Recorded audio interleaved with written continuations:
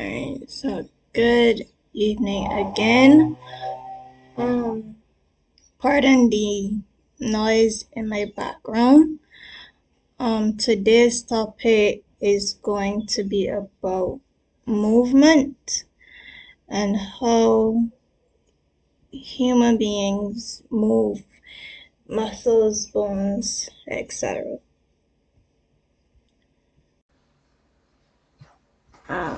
So, firstly,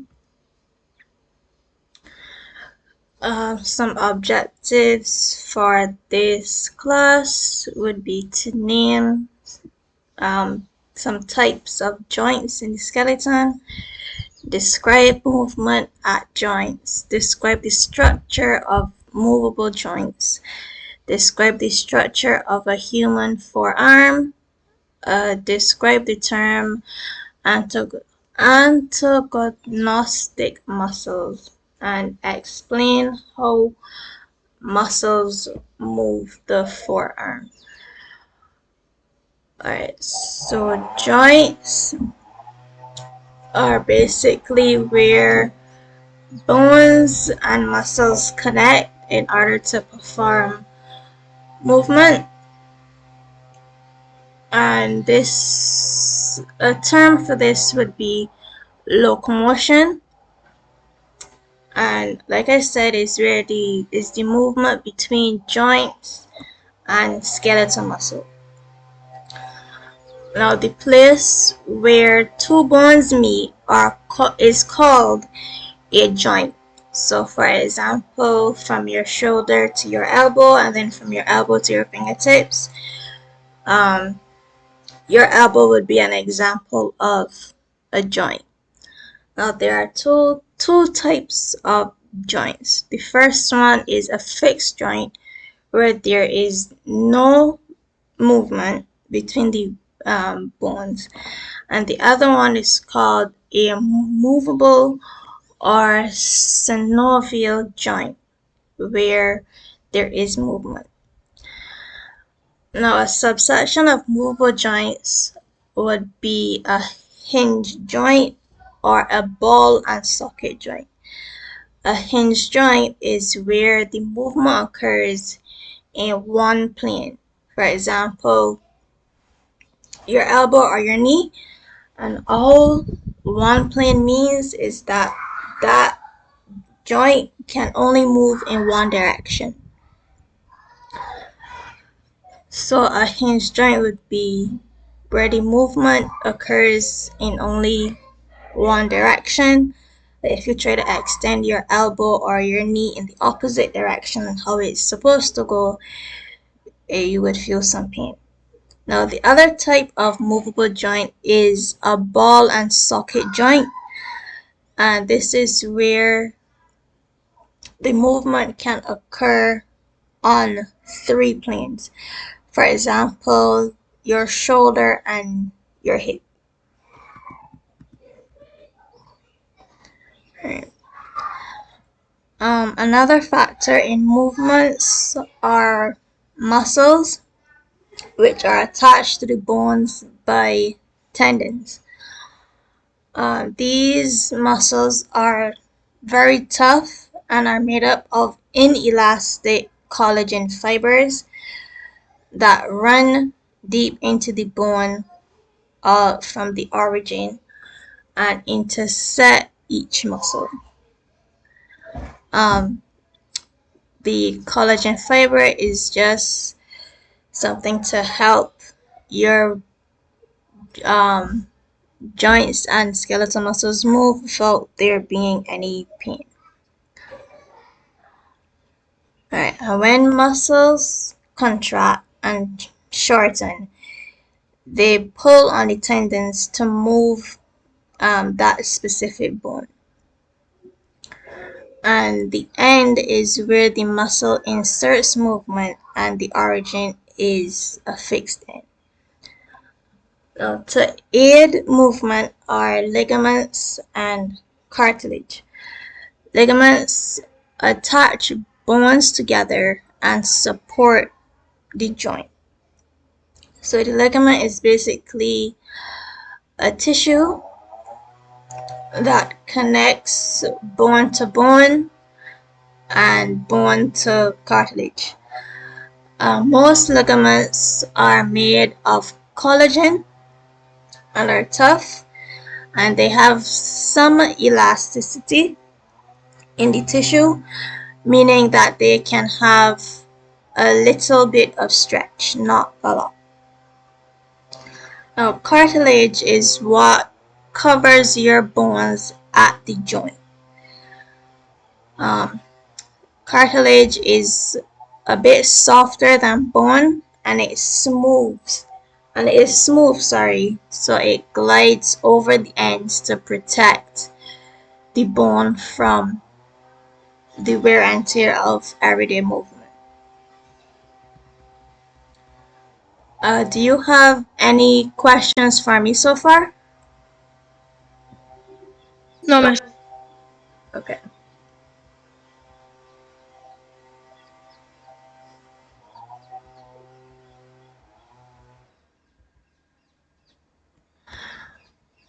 All right.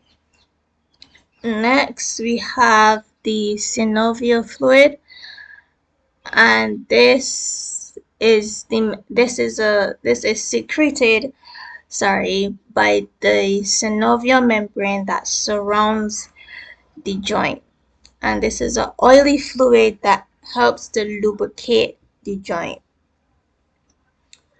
And muscles can only contract and they don't expand. To move about or to move part of your body, muscles contract and shorten and pull on the bone. Now, with muscles, they can't push the bone to move back to where it started. To get the bone to move back, another muscle is needed. For example, in your arm, where you have biceps and triceps. The bicep is what is used to contract your arm, and the triceps are used to relax your arm.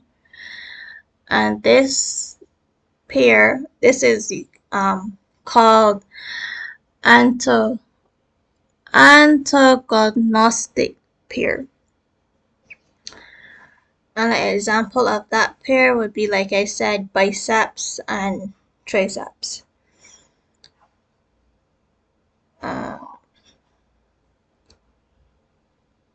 Right, and this type of movement is called a flexion, and the bicep is known as a flexor muscle, and the tricep relaxes your arm and is pulled to become longer. Now, the contracting and shortening of your tricep, like I said, lowers your forearm, and this type of movement is called an extension, meaning that your arm is extended, and the triceps are known as the extensor muscle.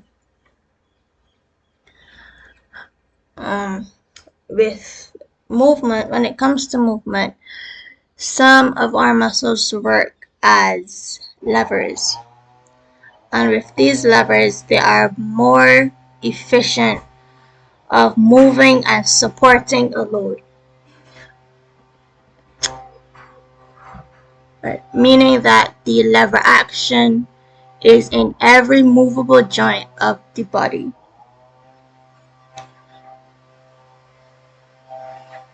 And levers help to support the weight of your body, and your arm is an example of a lever.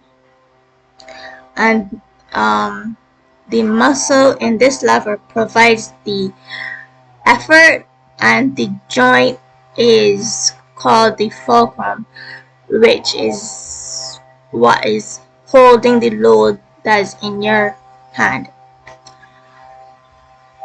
And this arrangement minimizes the effort needed to move a load. So basically, the lever action is your body's way of minimizing the amount of effort it takes to carry certain loads to and from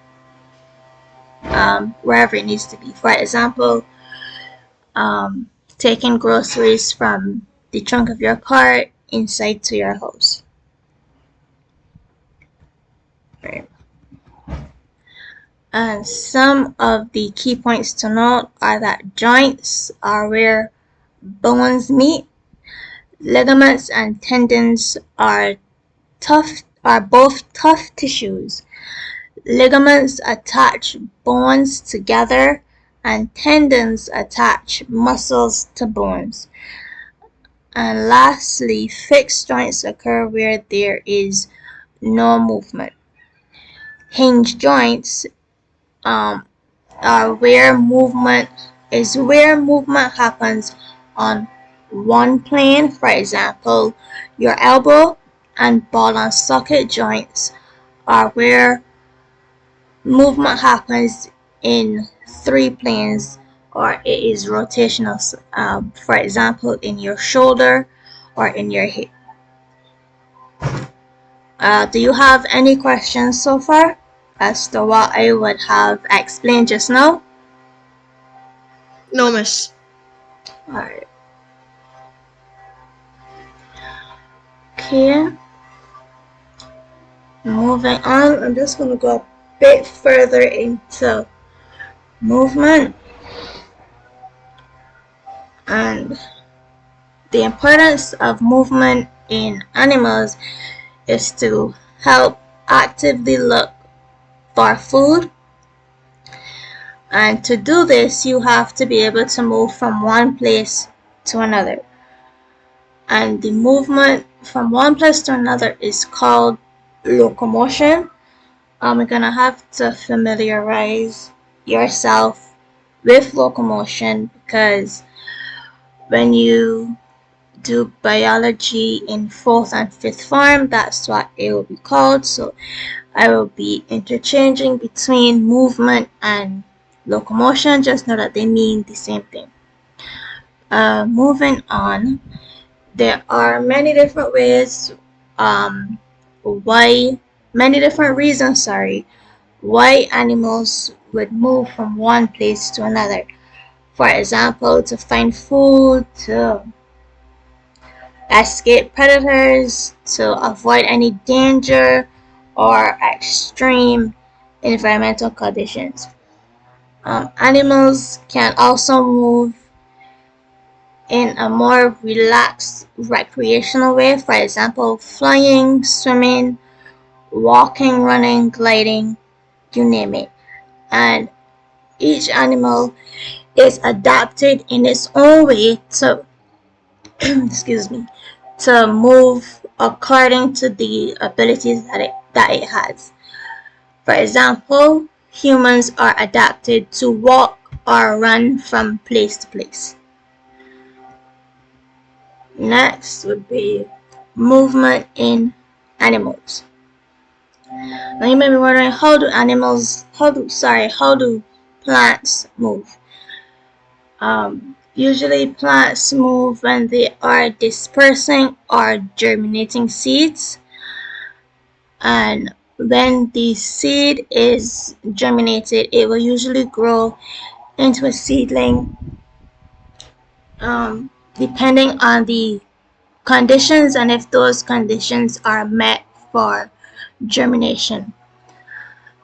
Now the movement in a plant is when the plant is growing. Now the shoot of the plant usually grows towards a light source, whether that be ultraviolet rays or the sun. And the roots always grow downwards toward gravity into the cell. This is because the plant can get nutrients like nitrogen and magnesium from the soil, more efficiently than if it did so through the leaves via photosynthesis. Movement in plants is usually growth movement because obviously a plant can't get up and walk, so you would see the movement in a plant by growth. And growth movements are usually called tropisms and is basically what I would have just explained.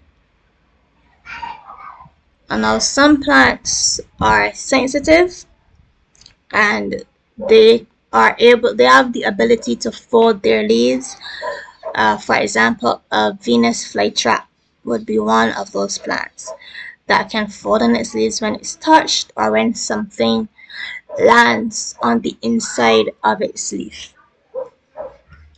Those types of plants are called insectivorous plants, and they are able to catch small insects by moving part of its body.